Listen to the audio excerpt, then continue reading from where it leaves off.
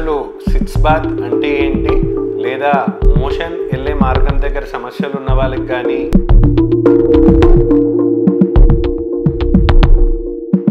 వీళ్ళందరికీ కూడా ఆపరేషన్ తర్వాత అతి ముఖ్యమైన జాగ్రత్తగా సిట్స్ బాత్ అనేది చేయమని చెప్తూ ఉంటాం. అంటే మనకు నడుము దగ్గర ఉన్న భాగం అంతా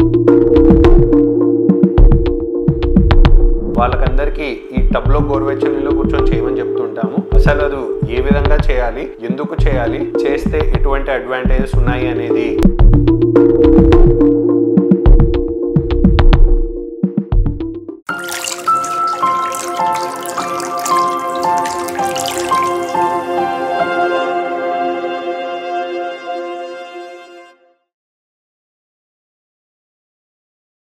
అసలు ఈ సిట్స్ బాత్ అనేది ఇందాకే చెప్పుకున్నట్టు మనకి బేసికలీ సిట్స్ బాత్లో ఏం చేస్తాము అంటే మనము మన సీట్ ఏరియా అంటే మన నడుము కింద భాగం ఏదైతే ఉంటుందో ఆ నడుము కింద భాగంలోనే మనకు మోషన్ రిలేటెడ్ ఏరియా వస్తుంది. అండ్ ఆడవారిలో చూసుకుంటే ఈ వెజైనా పార్ట్ అంతా కూడా వస్తుంటుంది. సో ఈ సిట్స్ బాత్ మనం ఎవరికన్నా ముఖ్యంగా మోషన్ వెళ్ళే మార్గం రిలేటెడ్ సమస్యలు, పైల్స్ ఉన్నా కానీ, ఫిషర్ ఉన్నా కానీ, ఫిష్లా ఉన్నా కానీ, లేదా ఎవరైనా రీసెంట్లీ ఈ మధ్య కాలంలో వాళ్ళకి నార్మల్ డెలివరీ అయిపోయింది ఆర్ వెజైనా సర్జరీ ఏదైనా చేశారు, సర్జరీ తర్వాత అందరినీ ప్రతిసారి మోషన్ వెళ్ళిన తర్వాత కానీ లేదా రోజులో 2-3 సార్లు ఈ టబ్లో కూర్చోమని చెప్తూ ఉంటాం. కానీ ఎక్కువ మంది సరిగ్గా చేయకుండా ఉంటారు. దానివల్ల మనకు రికవరీ అనేది కూడా కొంచెం డిలే అవుతూ ఉంటుంది. సో సరిగ్గా అసలు ఈ సిట్స్ బాత్ ఎలా చేస్తారు అని చూసుకున్నట్లయితే, ఉదాహరణకి ఈ వీడియోలో మనం ఒక ఫిషర్ ఉన్న పేషెంట్ ఆర్ పైల్స్ ఉన్న పేషెంట్ కి సిట్స్ బాత్ ఏ విధంగా చేయాలి అని చూసుకుందాం. సో ఈ ఫిషర్ లో కానీ పైల్స్ లో కానీ ఏమవుతుంది అంటే మనకు మోషన్ వెళ్ళే మార్గం దగ్గర ఫిషర్ లో అయితే మనకు చీలికలాగా వస్తుంది,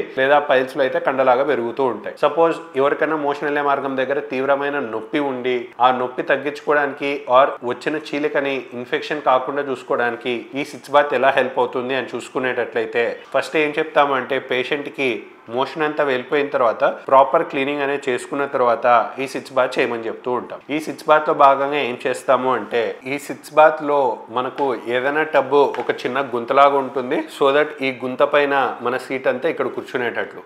అండ్ బాగా చూసినట్లయితే జస్ట్ గుంత ఉంటే అది నార్మల్ టబ్ అవుతుంది. ఈ సిట్స్ బాత్ టబ్ యొక్క స్పెషాలిటీ ఏంటంటే ఈ టబ్లోనే మీరు గమనిస్తే ఒక పైప్ అనేది ఇలా వచ్చి ఇక్కడ వరకు రావడం జరిగింది.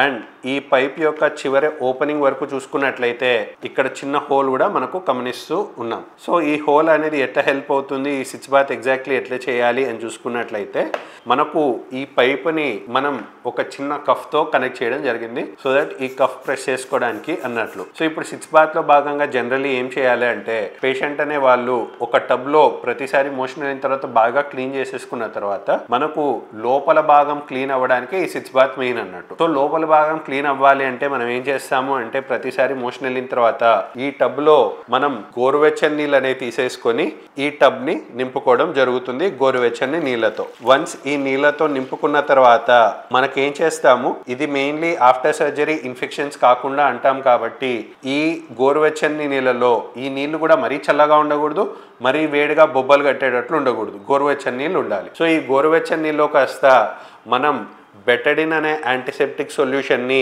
ఇదంతా నింపిన తర్వాత ఒక చిన్న మూత కన్నట్లు తీసేసుకొని ఈ యాంటీసెప్టిక్ సొల్యూషన్ని మనం ఈ టబ్లో వేయడం జరుగుతుంది. వేసేసిన తర్వాత ఇప్పుడు ఇదేమవుతుంది, ఇది నార్మల్ వాటర్ కాదు, యాంటీసెప్టిక్ సొల్యూషన్ నిండిన వాటర్ అన్నట్టు. నెక్స్ట్ వచ్చేదే మెయిన్ అడ్వాంటేజ్ ఈ సిట్స్ బాత్తో. సో ఇప్పుడు ఏం చేస్తాము అంటే సిట్స్ బాత్లో ఈ నీళ్ళలో ఇలానే కూర్చుంటే ఇక్కడ అలజడి అనేది ఏం లేదు కాబట్టి ప్రాపర్ క్లీనింగ్ జరగదు.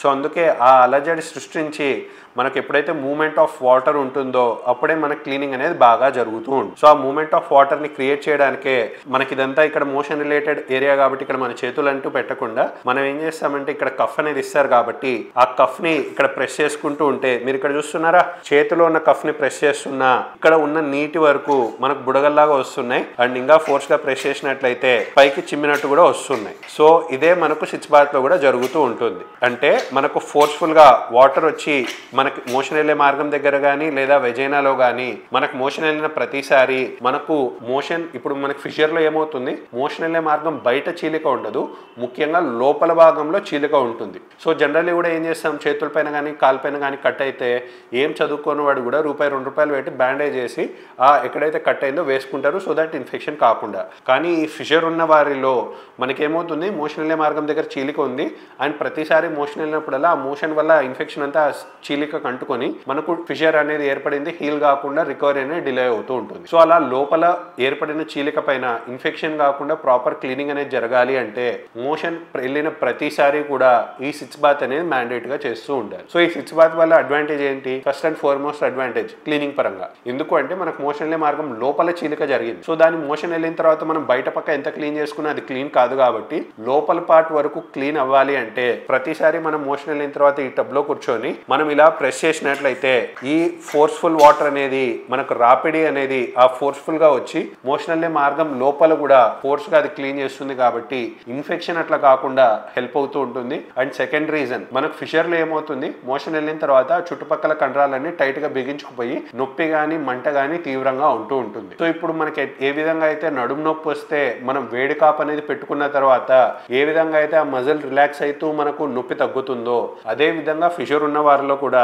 ప్రతిసారి మోషన్ అయిన తర్వాత ఈ క్లీనింగ్ పరంగానే కాకుండా ఈ గోరువెచ్చని నీళ్ళు ఆర్ వేడి నీళ్ళలో కూర్చోవడం వల్ల అక్కడ ఉన్న మజిల్ కూడా కొంచెం రిలాక్స్ అయిపోయి హీలింగ్ అనేది స్టార్ట్ అవుతూ ఉంటుంది. అండ్ మనకు అక్కడ చీలిక పైన ఏదైనా దుమ్ము ధూళి అట్లా ఏమైనా ఉన్నా క్లీన్ అయిపోయి మనకు హీలింగ్ పరంగాను అండ్ పెయిన్ కాజింగ్ కెమికల్స్ అంటాం అంటే నొప్పికి కలగడానికి ఏదైతే కెమికల్ కారణం అవుతుందో ఆ కెమికల్ వాష్ అవుట్ కూడా ఈ సిట్స్ బాత్ ద్వారా జరుగుతూ ఉంటుంది. కాబట్టి పెయిన్ పరంగా గాను ఇన్ఫెక్షన్ పరంగా గాను క్లీన్లీనెస్ పరంగా గాను ప్రతిసారి మోషన్ ఒకవేళ రోజుకు 2-3 సార్లు వెళ్తే కూడా ప్రతిసారి ఈ సిట్స్ బాత్ అనేది ఫిషర్ ఉన్న వారిలో ఖచ్చితంగా రికమెండ్ చేస్తూ ఉంటాం సో దట్ రికవరీ ప్రాపర్ గా అయ్యేటట్టు.